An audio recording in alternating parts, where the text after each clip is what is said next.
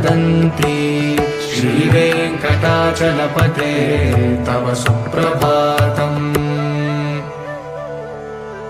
सेवा पराशिव सुरेश कृशानुधर्म रक्षोऽम्बुनाथ पवमान धनादिनाथाः भद्राञ्जलि प्रविलसन्निज शीर्षदेशाः श्रीवेङ्कटाचलपते तव सुप्रभातम्।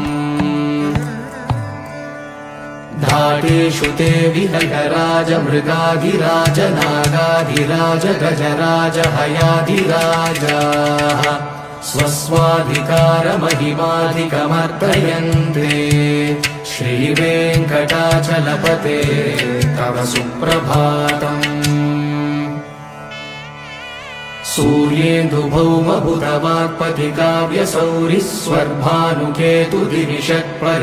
सूर्येन्दुभौमबुधवाक्पतिकाव्यसौरिस्वर्भानुकेतुदिविषत्परिषत्प्रधानाः त्वद्दासदासचरमावधिदासदासाः श्रीवेङ्कटाचलपते